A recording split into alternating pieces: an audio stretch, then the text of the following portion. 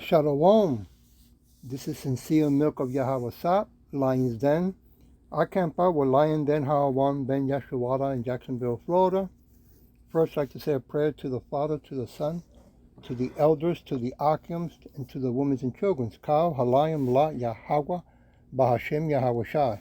Bahashem Ha Rokak Kodash Mahamav, in the name of Yahweh Shai, in spirit, holy, and in truth.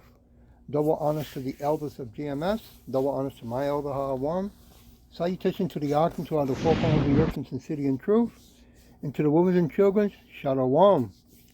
Okay, well, we are getting near, huh?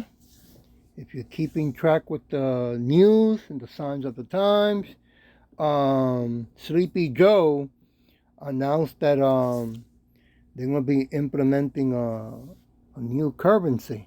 Okay, I think if I remember correctly, in December, right? Now here, this video says the Great Collapse, globalists pushing Great Reset because they are losing information war. Take a look at this and how wicked they are really gonna get.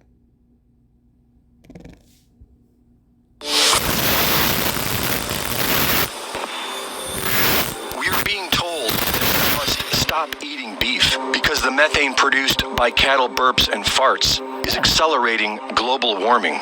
So let's look at the science. Mass balance calculations take into account material being added, exchanged, and lost during natural processes. And Australian geologist Ian Plimer breaks down this science in Eat Beef, Save the Planet. Grass, along with most plant life, consumes carbon dioxide from the air as food. The more CO2, the greener the environment. So the theory that CO2 levels are hurting the environment is flawed from the start. But for the sake of argument, we can examine the science and see if cow farts actually are increasing CO2 levels in the atmosphere. The grass consumes CO2 from the air, and when it dies, methane is released, which quickly separates into CO2 and water vapor. When the grass is eaten by cattle, this carbon is recycled in various ways. Cattle waste fertilizes the grass with some of this carbon, and the rest is stored in meat, milk, blood, intestines, bones, and skin. Thanks to the cattle, carbon is taken from the grass and used as fertilizer, stored in leather goods, and consumed as food, where most of it stays with the body until death. And so the processes of meat production and consumption actually removes carbon from the atmosphere and recycles it elsewhere. Humans, cattle, and grass are all parts of the same natural ecosystem, and carbon is the building block. The entire anti-meat agenda is built upon lies.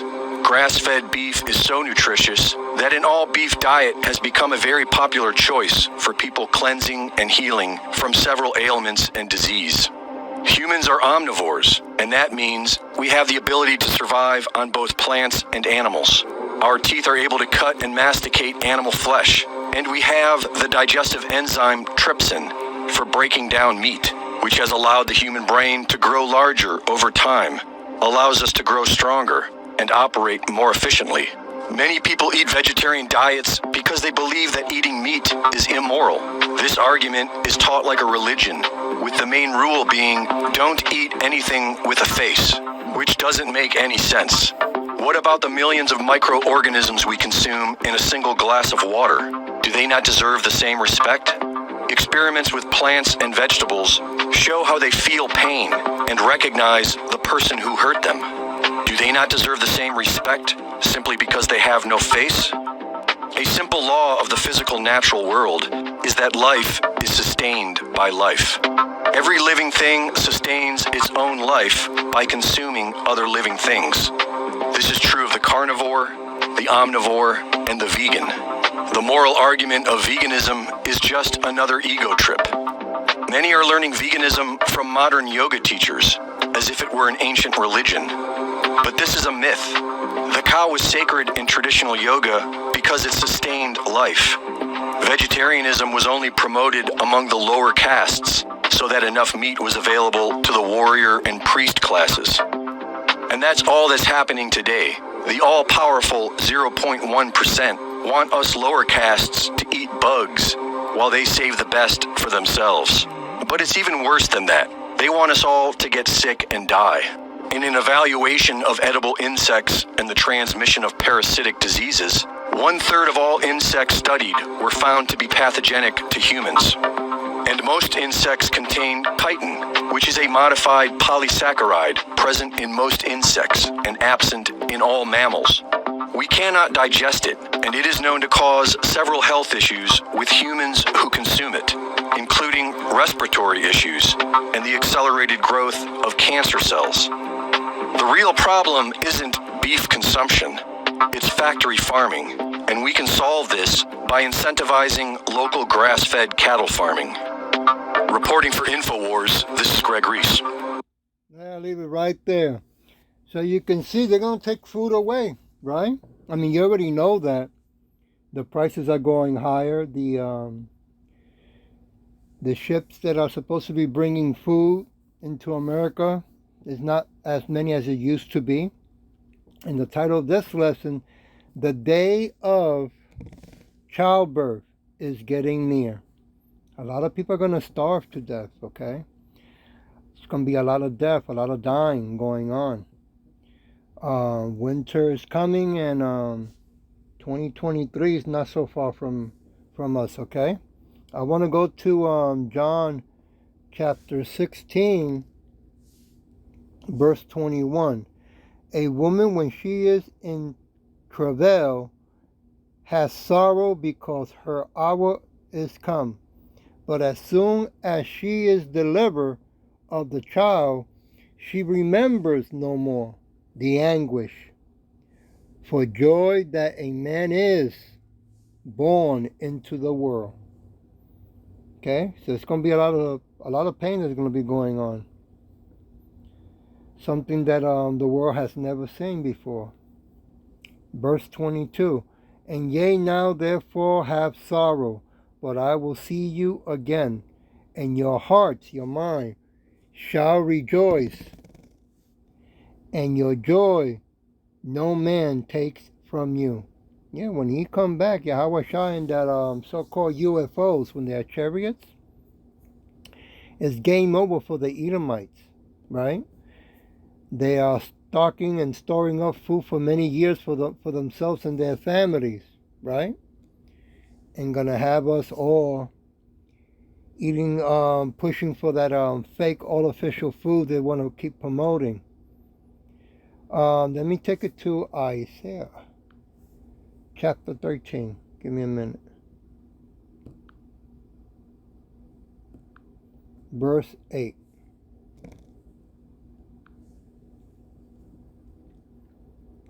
And they shall be afraid, pains, right? Pain and sorrow shall take hold of them. They shall be in pain as a woman that travails. They shall be amazed one at another. Their faces shall be as flames. Yeah. When that time comes, seeing everyone around you suffering hunger, pain starts to hit, and it hits hard. Verse 9, behold, the day of Yahweh comes, cruel both with wrath and fierce anger, to lay the land desolate, and he shall destroy the sinners thereof out of it. So it is time to, before that window of grace close, to at least, right, acknowledge that the name of Yahweh Shin Yahweh Shai is the name to go by, to use, to remember who you really are, you so-called Negros, Latinos, Native Americans, and speckled birds. I want to go to Psalms, chapter 48, verse 6. Fear took hold upon them there, and pain as a woman in travail. Yep. It's going to happen. As much as that the Edomites keep pretending that they have everything under control and that they can see the future, right? That they're going to be running this wicked world system forever and ever. Let me go to Isaiah chapter 26. That is not realistic at all. They're living a fantasy la la land. Verse 17, like as a woman with child that draws near the time of her delivery, is in pain and cries out in her pain. So have we been in thy sight, O Yahweh? Yeah, that's what we do day and night. We cry to Yahweh Shin Yahweh Shai to come and get this wicked world out of this system, out of this earth, forever. Take the Edomites with him too. Put them in slavery for the 1,000 years that they deserve. First Peter, give me a minute, chapter 1. Chapter 1, verse 8. When having not seen, ye love, in whom though now ye see him not, yet believing ye rejoice with joy unspeakable and full of glory. Verse 9. Receiving the end of your faith, even the salvation of your souls. Okay? So this is where you want to really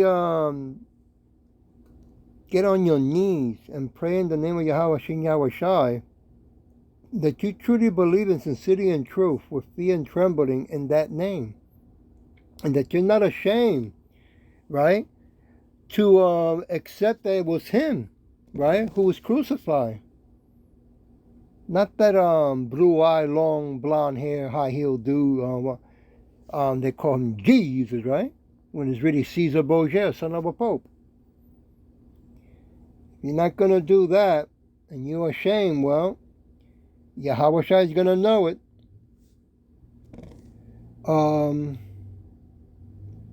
Romans chapter 2. I'm going to Romans chapter 2,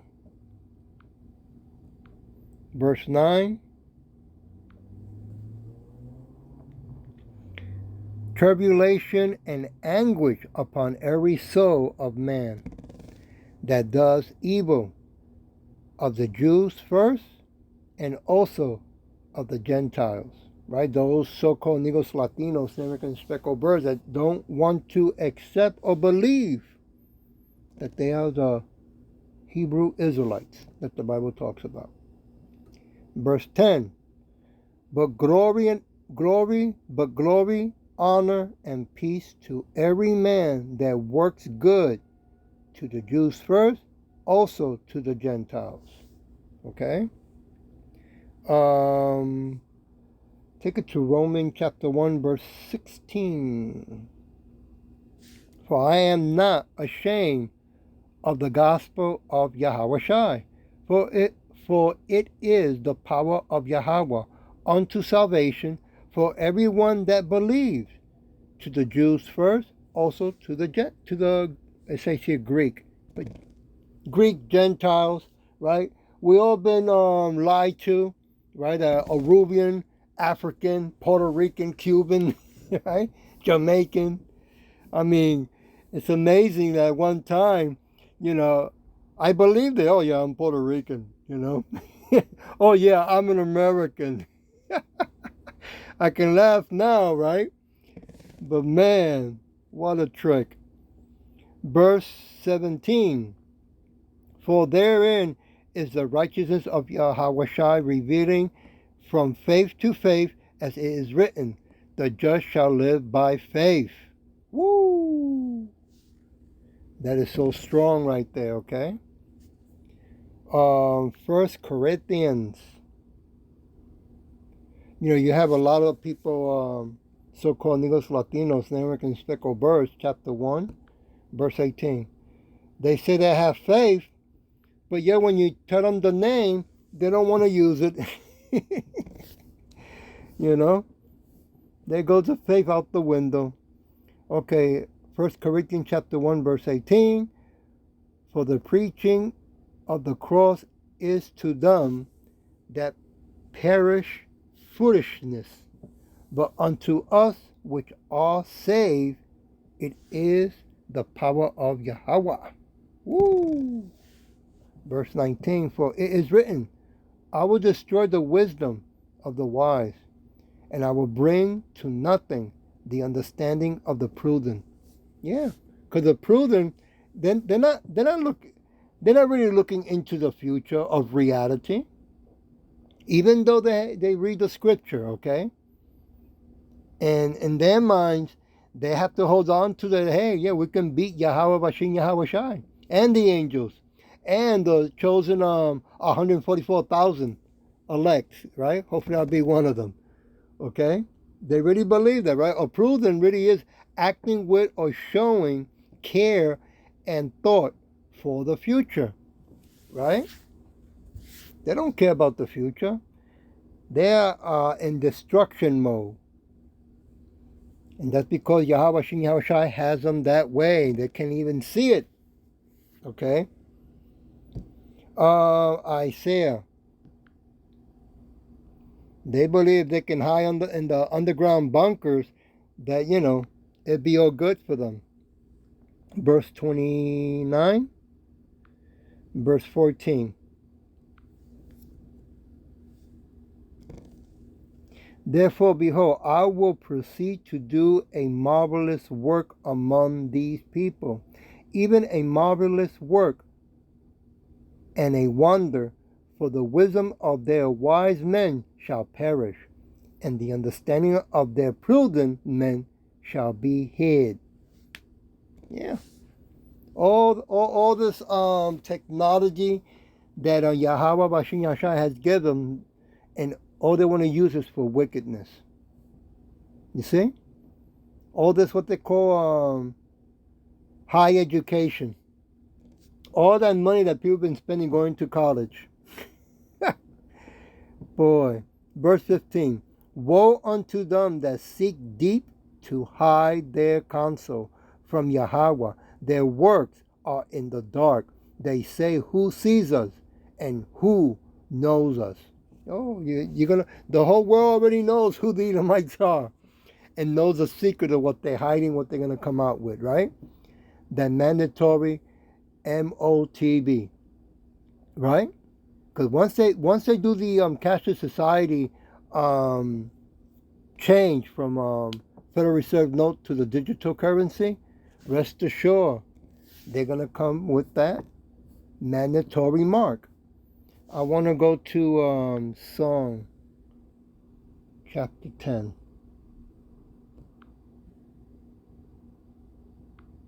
Verse 11. Yeah, a lot of people are going to take it, right? That's going to be the entrapment for all of those who take it. Really are greedy and wicked anyway. Verse 11. He has said in his heart, Yahweh has forgotten. He hides his face. He will never see it. Keep thinking like that. That's good. Verse 12. Arise, O Yahweh, our God. Lift up thy hand. Forget not the humble. Verse 13. Wherefore does the wicked contempt Yahweh? He has said in his heart and his mind, thou wilt not require it. That's right. That's the highest wisdom they're going to go up to anyway. Verse 14. Thou hast seen it, for thou beholdest mischief and spite, to require it with thy hand. The poor commits himself unto thee. Thou art the helper of the fatherless. Woo! Yeah, because, the Edomites have their military. We don't have no military here. Right? Us so-called Negros, Latinos, Americans, Speckled Birds, we're the only ones that don't have no military at all, right? So we're going to call in the name of Yahweh Shai. Verse 15. Break thou the arms of the wicked. Whoa. And the evil men seek out his wickedness till thou find none. Yeah. Clean house. Remove them. Okay. Romans chapter 3. That's what's going to happen. Yahushua is going to come back and he's going to remove them. He's going to take away the blessing. Chapter 3, verse 21. Whoever heard that that a cow that farts, it's polluting the air? Wow. Verse 21. But now the righteous of Yahweh without the law is manifested, being witnessed by the law and the prophets. Verse 22. Even the righteous of Yahweh, which is by faith of Yahushua unto all and upon all them that believe, for there is no difference. Verse 23. For all have sinned and come short of the glory of Yahweh. Verse 24. Being justified freely by his grace through the redemption that is in Yahushua. Not in that Jesus, right? And not in the Edomites. Okay? They're not going to be able to save us or protect us. Only Yahweh can protect us and save us. Because I was given to him by Yahweh the Father. Verse 25. Whom Yahweh has set forth to be a propitiation through faith. Oh wait, Slakia.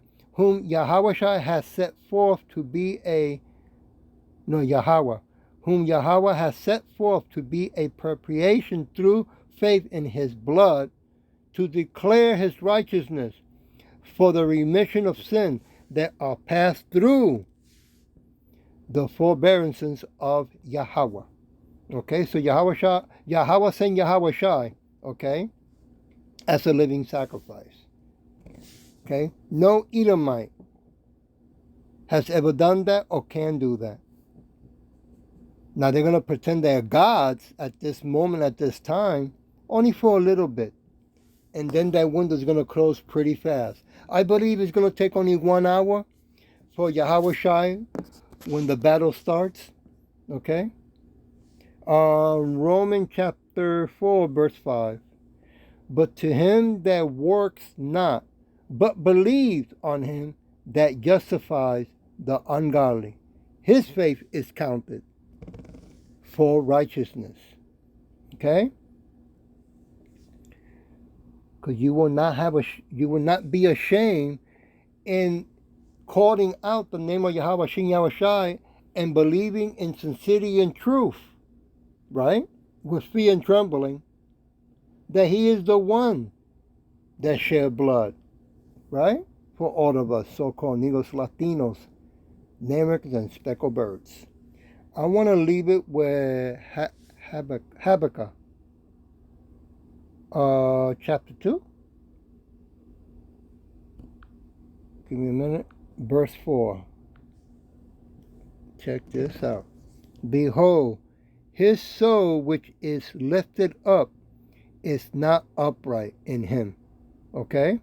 The Edomites, as much as a lot of new Christians, right, from the 501c3 incorporated Huamonga churches, want to keep believing that Yahushua is going to save everybody and that he's going to forgive the Edomites. Look what it said here, okay? But the just shall live by his faith, right?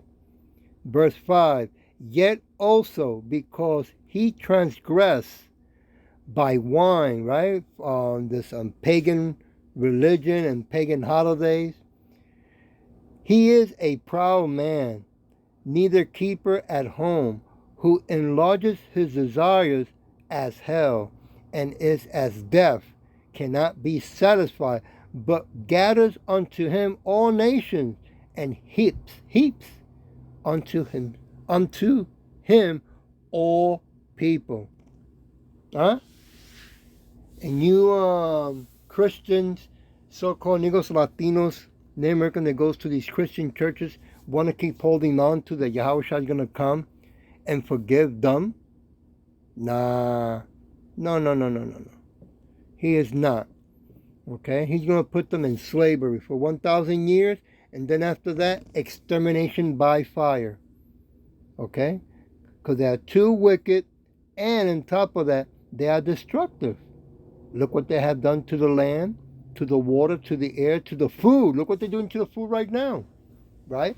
To the money, right? Well, I hope that this was edifying, and with that I'll say, Shalom.